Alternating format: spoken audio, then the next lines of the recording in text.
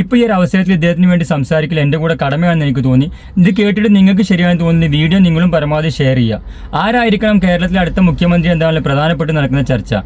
ജനങ്ങളുടെ ഒരു പൾസ് അറിയുന്ന ഹൈക്കമാൻഡാണ് ഉള്ളതുണ്ടെങ്കിൽ ഈ ഒരു ചർച്ചയ്ക്ക് തന്നെ ഇവിടെ പ്രസക്തിയില്ല. ഇനി അത് അറിയാഞ്ഞിട്ടാണെങ്കിൽ നിങ്ങൾ കേരളത്തിലെ മുഴുവൻ വാർഡ് മെമ്പർമാരെ ഒന്ന് ബന്ധപ്പെട്ട് നോക്കുക.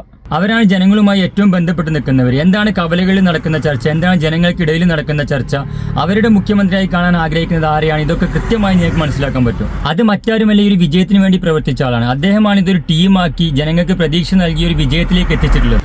എൻ്റെ അഭിപ്രായത്തിൽ ഒരു മികച്ച പ്രതിപക്ഷ നേതാവായിരുന്നു ഇന്നിപ്പോൾ UDF അധികാരം എന്നൊരു സ്വപ്നത്തിലേക്ക് എത്തിച്ച മിസ്റ്റർ VD സതീശനാണ് ഇനി മുഖ്യമന്ത്രി ആവേണ്ടത്. അപ്പോൾ നിങ്ങൾ ആരെയാണ് മുഖ്യമന്ത്രിയായി കാണാൻ ആഗ്രഹിക്കുന്നത് താഴെ കമൻറ്റ് ചെയ്യുക. സ്ഥാനങ്ങളിൽ ഇരിക്കുന്ന ആളുകൾ പലപ്പോഴും ശക്തരായ ആളുകൾക്ക് സ്തുതി പാടുന്നവരായിരിക്കും.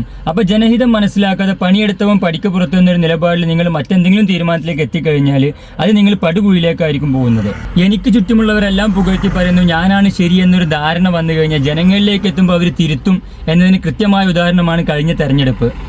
ജനം എല്ലാം കാണുന്നുണ്ട്, വിലയിരുത്തുന്നുണ്ട്. കഴിഞ്ഞ തവണ 100ഓളം സീറ്റുകൾ LDF ലഭിച്ചപ്പോൾ ഇത്തവണ 100ഓളം സീറ്റുകൾ UDF ലഭിച്ചു. അപ്പോൾ പാർട്ടികൾ അനുസരിക്കുന്നതിനേക്കാൾ കൂടുതലായിട്ട് ആളുകൾ സ്വയം തീരുമാനമെടുക്കുന്നവരാണ് നിങ്ങൾ മനസ്സിലാക്കണം. ഇത് നിങ്ങൾക്ക് ലഭിക്കുന്ന അവസാനത്തെ അവസരമാവാതിരിക്കട്ടെ. ഉചിതമായ തീരുമാനങ്ങൾ എടുക്കുക.